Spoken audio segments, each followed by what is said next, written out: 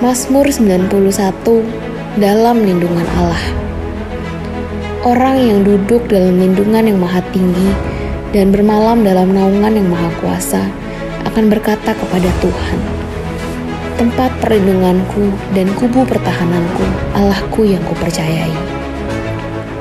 Sungguh dialah yang akan melepaskan engkau dari jerat perangkap burung, dari penyakit sampar yang busuk. Dengan kepaknya ia akan melindungi engkau. Di bawah sayapnya engkau akan berlindung. Kesetiaannya ialah perisai dan pagar tembok. Engkau tak usah takut terhadap kedahsyatan malam, terhadap panah yang terbang di waktu siang, terhadap penyakit sampar yang berjalan di dalam gelap, terhadap penyakit menular yang mengamuk di waktu petang. Walau 1.000 orang rebah di sisimu dan 10.000 di sebelah kananmu, tetapi itu tidak akan menimpamu. Engkau hanya menontonnya dengan matamu sendiri dan melihat pembalasan terhadap orang-orang fasik. Sebab Tuhan ialah tempat perlindunganmu, yang maha tinggi telah kau buat tempat perteduhanmu. Malapetaka tidak akan menimpa kamu, dan tulah tidak akan mendekat kepada kemahmu.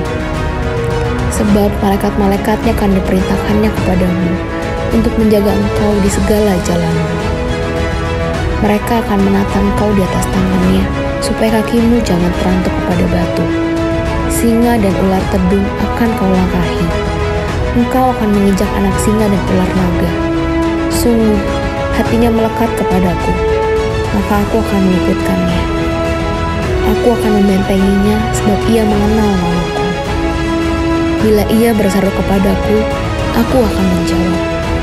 Aku akan menyertai dia dalam kesesakan. Aku akan meluputkannya dan memuliakannya. Dengan panjang umur akan kukenyangkan dia, dan akan kuperlihatkan kepadanya keselamatan daripadaku. Apa yang dimaksud dengan Pentakosta ketiga?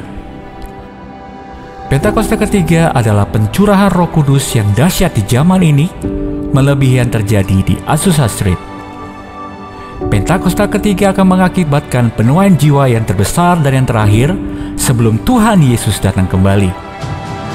Pentakosta ketiga akan membangkitkan generasi Yeremia, yaitu anak-anak muda yang dipenuhi Roh Kudus, cinta mati-matian kepada Tuhan Yesus, tidak kompromi terhadap dosa, dan akan bergerak untuk memenangkan jiwa. Pentakosta ketiga lahir di Indonesia dan bergerak ke bangsa-bangsa. Gerakan ini dari timur ke barat dan akan kembali ke Yerusalem. Pentakosta ketiga akan memberikan kuasa untuk menyelesaikan amanat agung, dan setelah itu Tuhan Yesus datang kembali.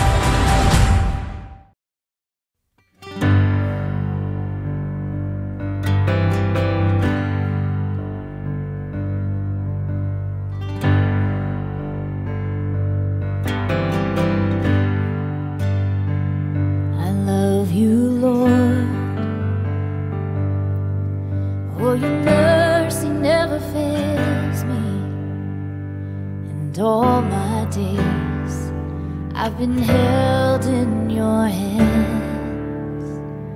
From the moment that I wake up until I lay my head, oh, I will sing of the goodness of God. All my life you have been faithful. All my life you have been so good. With every breath that I am able, I will sing of the goodness of God. I love your voice.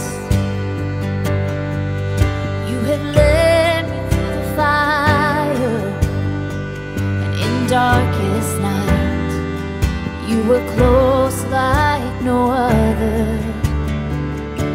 I've known you as a father, I've known you as a friend, and I have lived in the goodness of God. Oh, all my life you have been faithful. All my life you have been so good. With every breath that I am able, I will sing of the goodness of God. Your goodness is running after, it's running after me. Your goodness is running after, it's running after me. My life laid down, I'm surrendered now. I give you everything. Your goodness is running after, it's running after me. Your goodness is running after, it's running after me. Your goodness is running after, it's running after me. My life laid down, surrendered now. I give you everything. Your goodness is running after, it's running after me.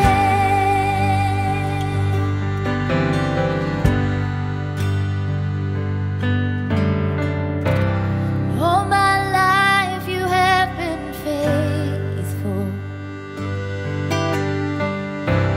All my life you have been so good.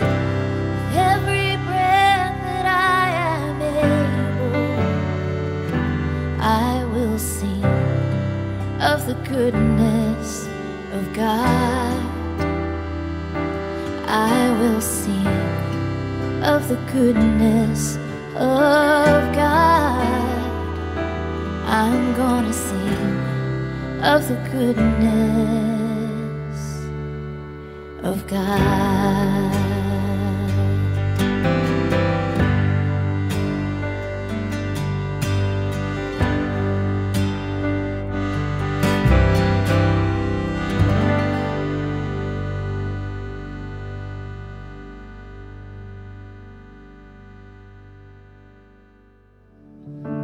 Open the eyes of my heart, Lord.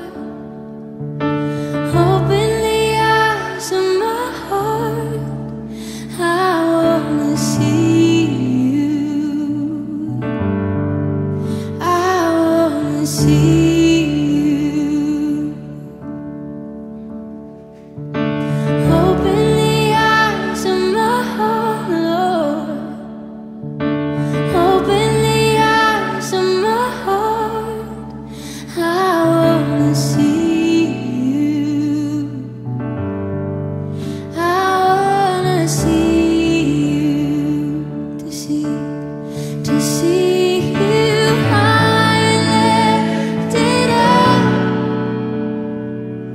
shining in the light of your glory.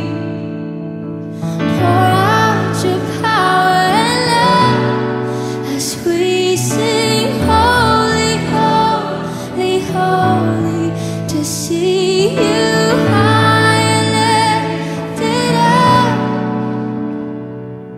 shining in the light of your glory.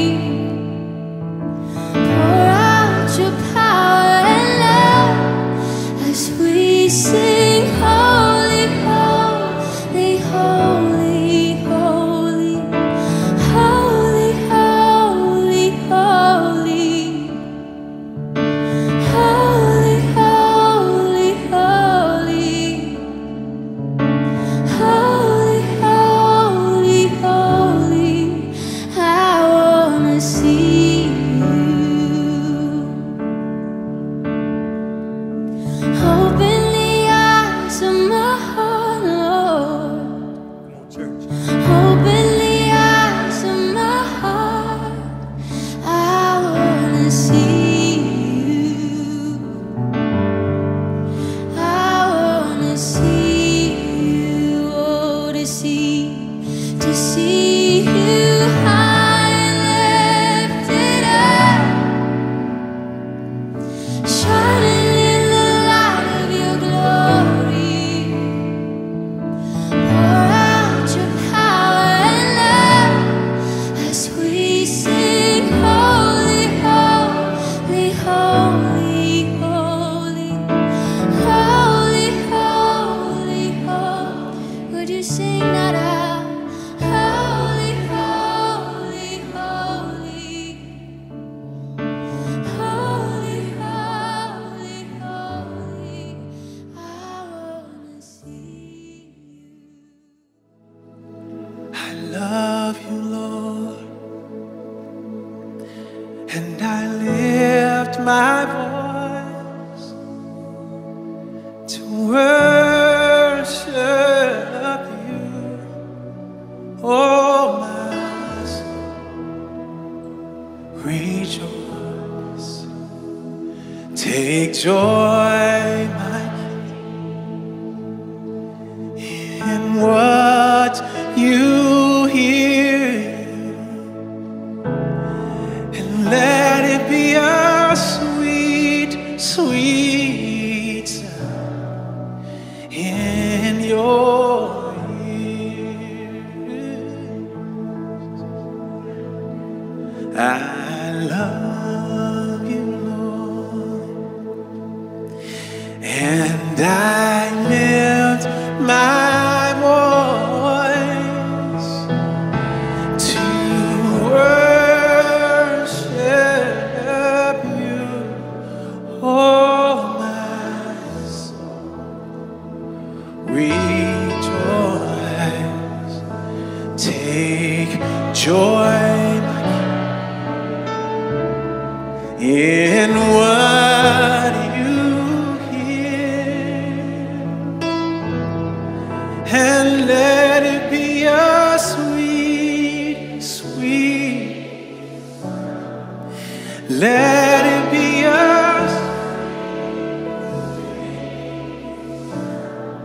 and let it be a sweet, sweet sound in your.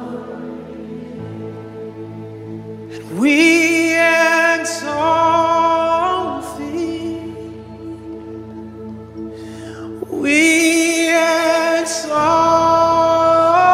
thee, we exalt thee, oh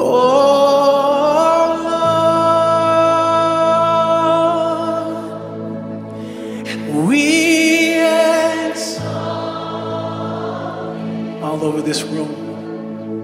Sing, we exalt thee, Jesus. We exalt thee, yeah. Oh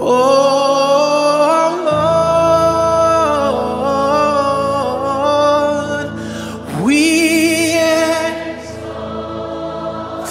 my heart I exalt you.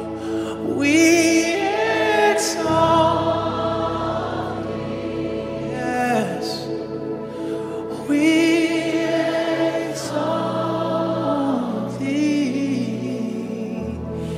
Oh.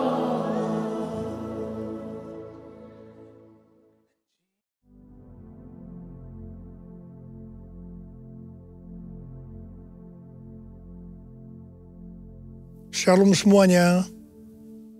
Hari ini adalah Jumat Agung, di mana kita memperingati kematian Tuhan Yesus. Kita akan merenungkan kembali kasih Tuhan Yesus yang luar biasa bagi kita semua. Yohanes 3 ayat 16 berkata, "Karena begitu besar kasih Allah akan dunia ini, sehingga Ia telah mengaruniakan anaknya yang tunggal, supaya setiap orang yang percaya kepadanya tidak binasa, melainkan beroleh hidup yang kekal." Ada apa dengan manusia sehingga Tuhan Yesus harus datang dalam dunia ini? Alkitab berkata, semua orang telah berbuat dosa dan telah kehilangan kemuliaan Allah. Upah dosa adalah maut, mati, tempatnya di neraka. Neraka adalah tempat yang sangat mengerikan. Jangan sampai masuk neraka. Karena itu Tuhan Yesus datang ke dalam dunia ini untuk menyelamatkan kita semua. Bagaimana cara Tuhan Yesus menyelamatkan kita? Alkitab berkata, Tuhan Yesus yang tidak mengenal dosa, dijadikan dosa oleh karena kita semua. Supaya di dalam Dia, yaitu mereka yang percaya kepada Tuhan Yesus, dibenarkan oleh Allah. Apa arti dari ayat ini? Tadi dikatakan, semua orang telah berbuat dosa dan telah kehilangan kemuliaan Allah. Upah dosa ialah maut, mati. Jadi Tuhan Yesus harus mati menggantikan saudara dan saya. Kalau kita melihat cara mati Tuhan Yesus, saya katakan sangat-sangat tidak manusiawi. Alkitab menuliskan ada 10 tahap penderitaan Tuhan Yesus. Dari Taman Getsemani sampai Golgota. Sangat mengerikan.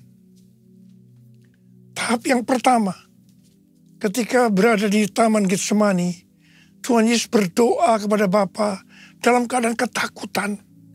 Sampai peluhnya seperti tetes-tetes darah yang jatuh ke tanah. Pada saat itu seorang malaikat turun untuk menguatkan Tuhan Yesus. Tuhan Yesus berdoa kepada Bapa, "Ya Bapakku, jikalau sekiranya mungkin, biarlah cawan ini lalu daripadaku. Tetapi jangan seperti yang ku kehendaki, melainkan seperti yang kau kehendaki." Tuhan Yesus berdoa 3 kali seperti ini kepada Bapa. Tetapi Bapa tidak menjawab. Di sini Tuhan Yesus tahu bahwa Dia harus mengalami penderitaan ini. Di sini Tuhan Yesus mengajar kepada kita bahwa di dalam doa kita boleh menawar, tetapi jangan memaksakan kehendak. Bagi yang sekarang dalam keadaan ketakutan, kita harus ingat bahwa Tuhan Yesus pernah mengalami ketakutan untuk menebus dosa kita semua. Karena itu datanglah kepada Tuhan Yesus. Dia pasti mampu dan mau menolong kita semua.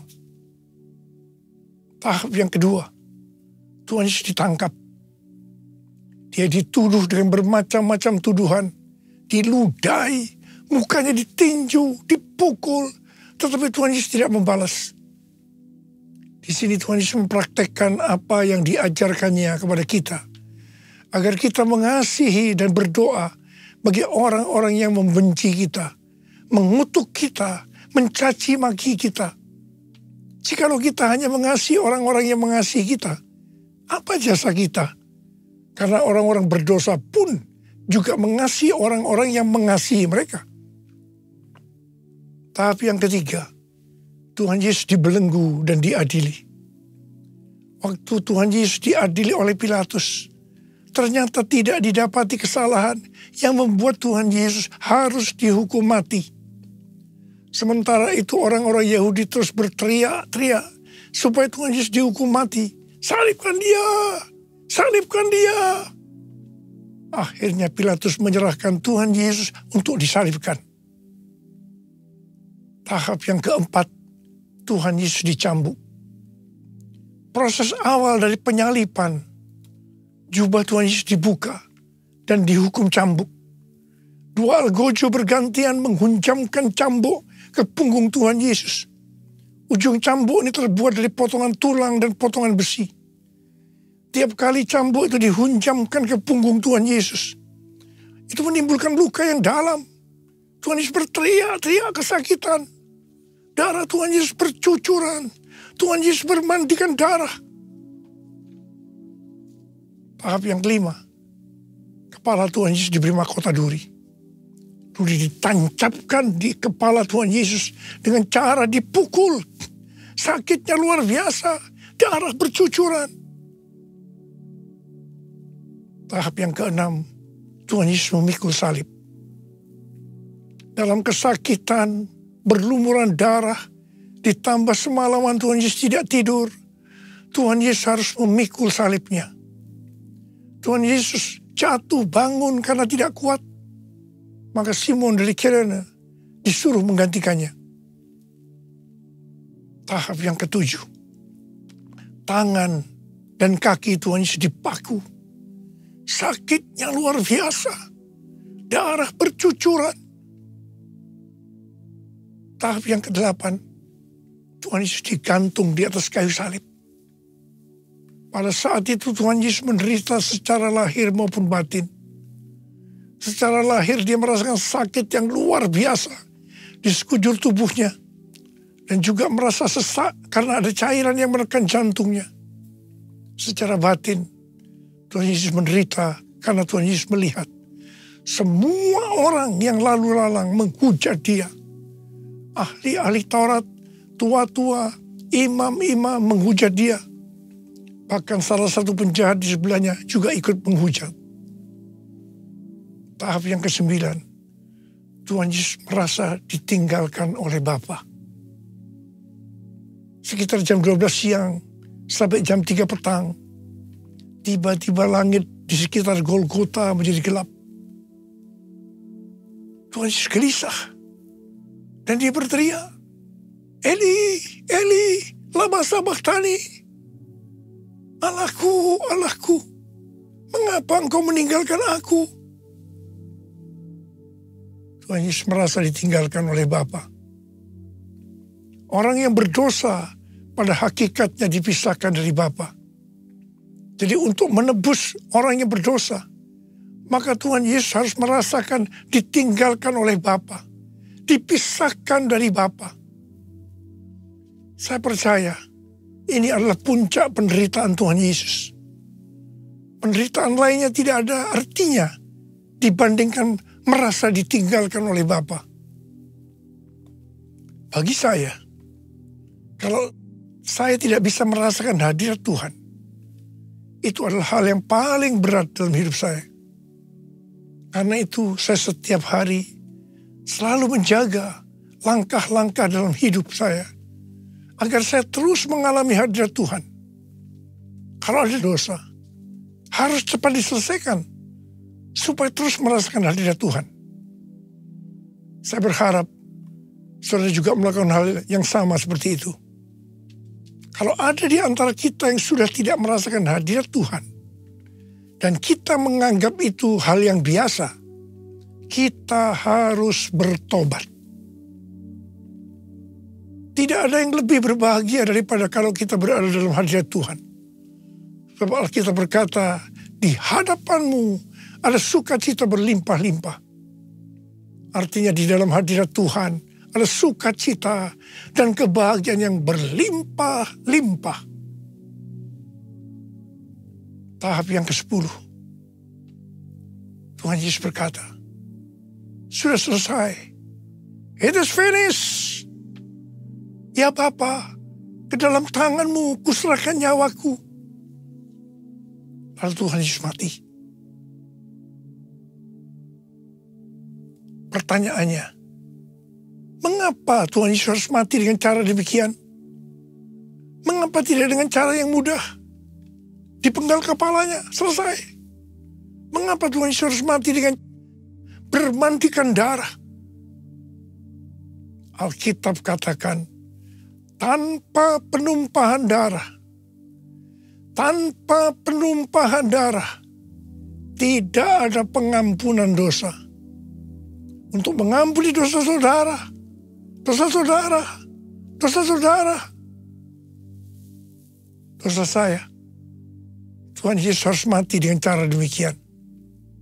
Selain itu, apalagi yang Alkitab katakan dengan cara mati Tuhan Yesus yang seperti itu?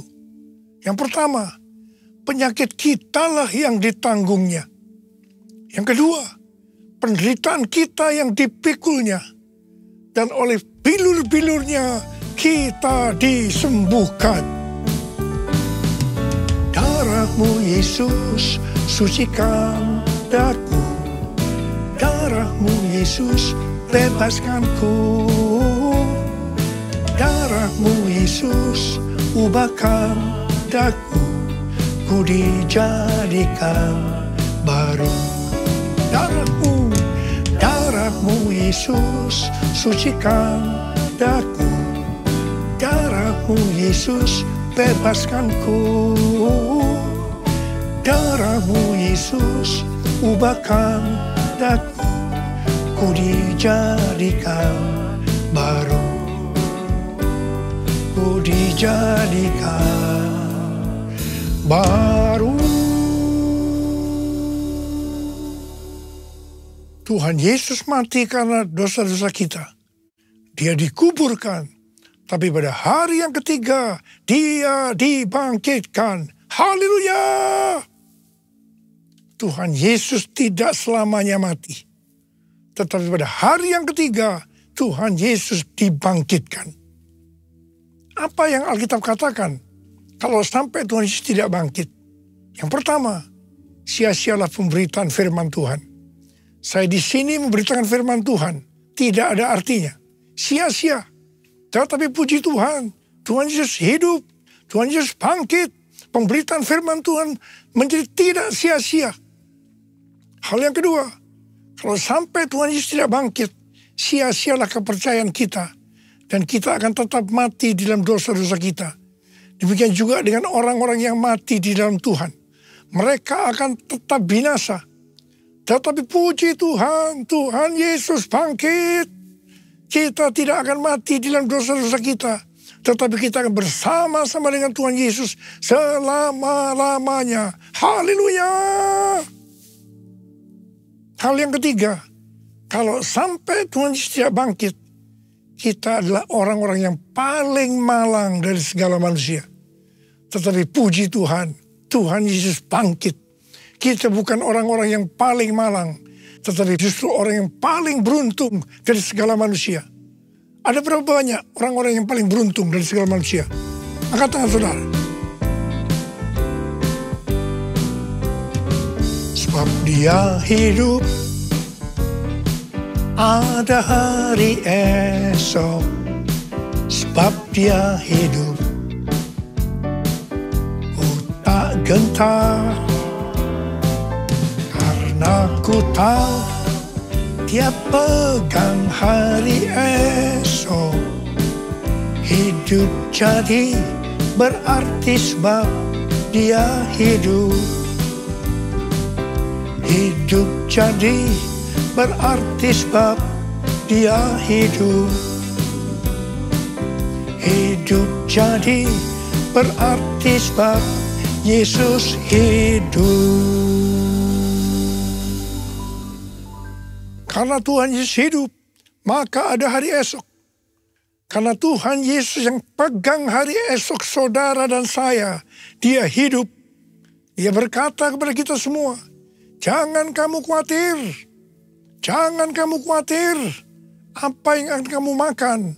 Apa yang akan kamu minum? Apa yang akan kamu pakai? Semua itu dicari oleh bangsa-bangsa yang tidak mengenal Allah. Tetapi Bapamu yang di surga tahu. Kamu memerlukan semuanya itu. Karena itu, carilah dulu kerajaan Allah dan kebenarannya. Maka semuanya, apa yang saudara butuhkan, akan ditambahkan kepadamu. Yang percaya katakan amin. Karena Tuhan Yesus hidup, maka mujizat-mujizat yang dilakukan oleh Tuhan Yesus masih ada sampai dengan hari ini. Orang buta melihat, orang lumpuh berjalan, orang tuli mendengar, orang mati dibangkitkan, orang kusta menjadi tahir, dan kepada orang-orang miskin diberitakan kabar baik. Karena Tuhan Yesus hidup, kita sedang melihat Pentakosta ketiga sedang digenapi.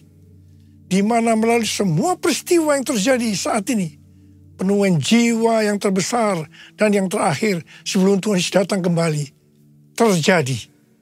Hari-hari ini terjadi kebangkitan generasi Yeremia, yaitu generasi anak-anak muda yang dipenuhi dengan Roh Kudus, cinta mati-matian kepada Tuhan Yesus, tidak kompromi terhadap dosa, dan akan memenangkan banyak jiwa. Karena Tuhan Yesus hidup, maka kita akan menyelesaikan amanat agung. Hari-hari ini Tuhan berbicara kepada banyak hamba-hamba Tuhan tentang tahun 2033. Tahun 2033 adalah peringatan 2000 tahun kematian, kebangkitan, kenaikan Tuhan Yesus ke sorga.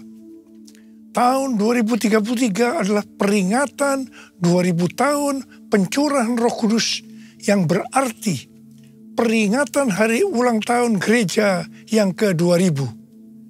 Peringatan 2000 tahun penyelesaian amanat agung. Pada Pentakosta tahun 2033, setiap orang akan mendapatkan kesempatan untuk berjumpa secara otentik dengan Tuhan Yesus melalui kuasa dan hadirat Roh Kudus. Rick Warren, seorang hamba Tuhan dari Gereja Baptis, mengatakan bahwa target untuk menyelesaikan amanat agung pada tahun 2033 sesuai dengan Matius 24 ayat 14, maka setelah amanat agung selesai, maka Tuhan Yesus akan datang kembali. Saya tidak berkata bahwa tahun 2033 Tuhan Yesus pasti datang. Yang saya katakan bahwa pada tahun 2033 Tuhan Yesus bisa datang kembali. Karena itu dalam waktu yang relatif singkat ini, yaitu 9 tahun, mari kita lebih sungguh-sungguh melayani Tuhan. Karena Tuhan Yesus hidup, maka memasuki tahun 2024, Tuhan memberikan tema bahwa tahun 2024 adalah tahun untuk bangkit, jadi teranglah. Yesaya 60 ayat 2 dan 3 berkata, sebab sesungguhnya kegelapan menutupi bumi dan kekelaman menutupi bangsa-bangsa. Tetapi terang Tuhan terbit atasmu dan kemuliaannya menjadi nyata atasmu. Bangsa-bangsa berduyun-duyun datang kepada terangmu dan raja-raja kepada cahaya yang terbit bagimu. Hari-hari ini Pentakosta ketiga sedang turun. Dan Tuhan Yesus berkata dalam Matius 5 ayat 14 sampai dengan 16, bahwa kita adalah terang dunia. Hendaknya terang kita bercahaya di depan semua orang, supaya mereka melihat perbuatan kita yang baik dan memuliakan Bapa kita yang di sorga. Bangkitlah, terangmu sudah datang. Bangkitlah, terangmu sudah datang. Kemuliaan Tuhan telah terbit, kemuliaan Tuhan telah datang, kemuliaan Tuhan telah terbit atasmu, atasmu, atasku, atasku, atasku, sekali lagi, atasku. Bangkit dan jadi teranglah artinya kita harus berbuah. Tuhan Yesus berkata dalam Yohanes 15 ayat 1 dan 2, Akulah pokok anggur yang benar dan Bapakulah tukang kebunnya. Setiap carang padaku yang tidak berbuah dipotongnya, dan setiap carang yang berbuah dibersihkannya supaya ia lebih banyak berbuah. Kita ini adalah carang. Carang yang tidak berbuah dipotong. jatuh ke tanah, menjadi kering, kemudian dikumpulkan orang dan dicampakkan dalam api, lalu dibakar. Jadi kalau kita tidak berbuah, akan apa akibatnya? Kita akan dimasukkan dalam api neraka. Jangan sampai tidak berbuah. Waktu Tuhan Yesus memberikan perumpamaan tentang penabur benih, dikatakan ada benih yang jatuh di semak duri. Semak duri ini akan semakin besar dan menghimpit tanaman itu sehingga tidak berbuah.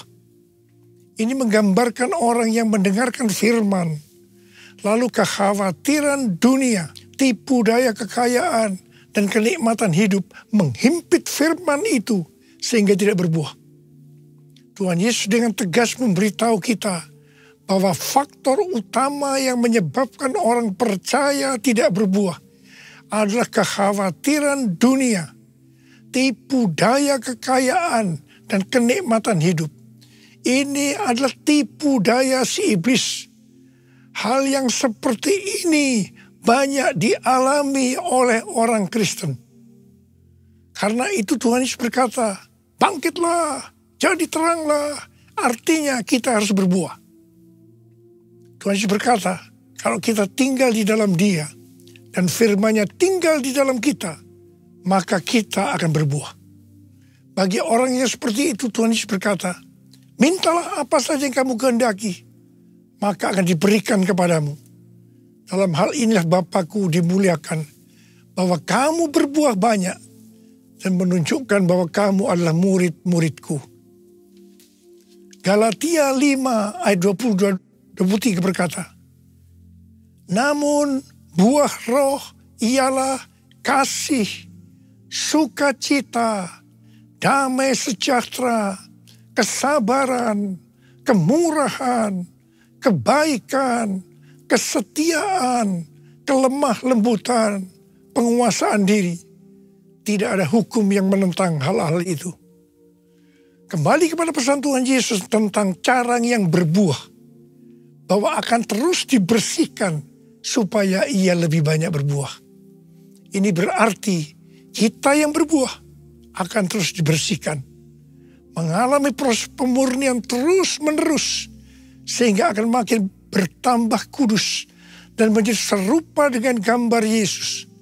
Sehingga pada saat Dia datang menjemput kita di awan-awan, kita akan mendengar nama kita dipanggil, dan selanjutnya kita akan bersama-sama dengan Tuhan Yesus selama-lamanya. Ada berapa banyak di antara saudara yang percaya pada saat Dia datang nanti, nama kita dipanggil, dan kita akan bersama-sama dengan Tuhan Yesus selama-lamanya. Ada berapa banyak yang percaya? Angkat tangan saudara. Katakan bersama saya, layak dipuji disembah, Kaulah yang bertata dulu, sekarang, dan selamanya. Raja atas segala raja, namamu besar termulia. Layak, layak dipuji disembah, Kaulah yang bertata dulu, sekarang, dan selamanya. Raja atas segala raja, namamu besar termulia. Namamu besar termulia. Namamu besar termulia. Mari berbahasa roh, berbahasa roh.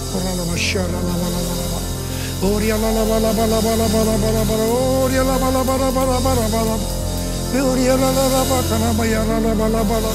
Tuhan, pengurapan-Mu turun ke atas kami semua ya Tuhan. Kami mau bangkit jadi teranglah. Kami mau bangkit jadi teranglah. Ya Tuhan, ya Tuhan, ya Tuhan. Tuhan, terima kasih. Terima kasih Engkau berkati anak-anak-Mu semua ya Tuhan. Kau menyertai anak-anak-Mu semua. Terima kasih. Terima kasih, terima kasih dalam nama Yesus. Haleluya, haleluya, amin.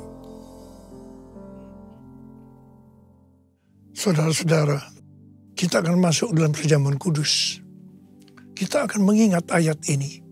Sebab setiap kali kamu makan roti ini dan minum cawan ini, kamu memberitakan kematian Tuhan sampai Ia datang. Perjamuan kudus adalah perjamuan Tuhan Yesus sendiri. Setiap kali kita masuk dalam perjamuan kudus, Tuhan Yesus selalu berkata, biarlah ini menjadi peringatan akan aku. Karena itu mari arahkan hati kita kepada kebaikan Tuhan. Supaya kita lebih mengasihi Tuhan Yesus. Supaya kita lebih mengasihi satu dengan yang lain. Mari kita tundukkan kepala.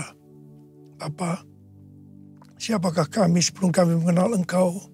Kami semua orang berdosa. Upah dosa adalah maut, mati. Tapi Engkau yang tidak berdosa telah dijadikan dosa oleh karena kami. Engkau harus turun dari surga mulia. Mati ganti kami dengan penderitaan yang luar biasa. Sungguh kalau kami pikirkan betapa baiknya Engkau ya Aba. Engkau jadikan kami sebagai anak-anak-Mu. Engkau berkati, Engkau tuntun, Engkau bela, Engkau lindungi. Engkau juga tegur kalau kami salah. Malah Engkau hajar kami. Itu Engkau ya Aba. Itu Engkau ya Aba. Tuhan akan memberkati kita semua melalui perjamuan kudus. Tapi Tuhan mau kita makan dan minum dengan cara yang benar. Karena itu sekarang masing-masing lihat keadaan dirimu. Introspeksi. Jangan menyimpan dosa. Kalau ada dosa yang Tuhan ingatkan saat ini, langsung minta ampun. Ampuni kami Tuhan. Ampuni. Ampuni kami Tuhan. Ampuni. Ya Tuhan. Ya Tuhanku. Ya Allahku. Bapa, layakkan kami untuk masuk dalam perjamuan kudus. Kami akan masuk dalam perjamuan kudus dengan hati yang penuh ucapan syukur. Dalam nama Yesus kami berdoa. Amin. Mari. Angkat roti di tangan kanan kita tinggi-tinggi. Sebab apa yang telah kuteruskan kepadamu telah aku terima dari Tuhan. Yaitu bahwa Tuhan Yesus pada malam waktu Ia diserahkan mengambil roti. Dan sesudah itu Ia mengucap syukur atasnya. Dia memecah-mecahkannya dan berkata, inilah tubuhku yang diserahkan bagi kamu. Perbuatlah ini menjadi peringatan akan aku. Saudara dikasih Tuhan, bukankah roti yang kita pecah-pecahkan ini adalah persekutuan kita dengan tubuh Kristus? Mari kita makan dalam nama Yesus.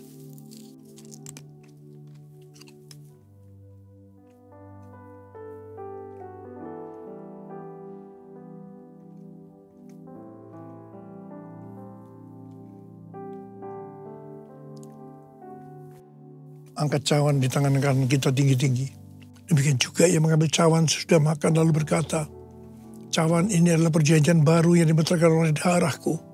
Perbuatlah ini setiap kali kamu meminumnya menjadi peringatan akan aku. Sudah dikasih Tuhan, bukan cawan pengucapan syukur. Yang atasnya kita ucapkan syukur adalah persekutuan kita dengan darah Yesus. Mari kita minum dalam nama Yesus.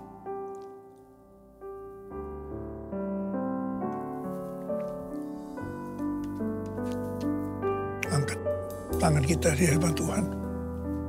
Ucapkan syukur dan terima kasih dengan suara, jangan diam. Tuhan, terima kasih Tuhan. Terima kasih Tuhan. Terima kasih ya Tuhan. Terima kasih. Terima kasih ya Tuhan. Terima kasih. Bapa, saat ini Kau sedang menyembuhkan yang sakit. Kau sedang membebaskan yang terikat. Kau menghibur yang susah. Engkau menguatkan yang lemah. Engkau memberikan pengharapan-pengharapan yang baru bagi yang datang dengan putus pengharapan. Terima kesembuhan. Terima. Oh Tuhan, terima kasih. Terima kasih. Urapan-Mu turun ke atas kami semua. Urapi kami, Aba. Urapi kami, Aba. Urapi kami. Terima kasih, Yesusku. Terima kasih, Yesusku. Puji syukur hanya bagi Tuhanku. Terima kasih, Yesusku, terima kasih Yesusku. Puji syukur hanya bagi Tuhanku. Puji syukur hanya bagi Tuhanku. Puji syukur hanya bagi Tuhanku.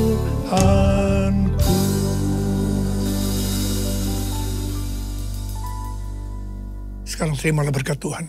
Kasih karunia berlimpah-limpah daripada Allah Bapa dalam Anak yang tunggal Yesus Kristus. persekutuan yang manis dengan Roh Kudus menyertai kita semua. Mulai hari ini sampai Tuhan Yesus datang menjemput kita di awan-awan dan bahkan sampai selama-lamanya. Yang percaya bersama-sama katakan, amin.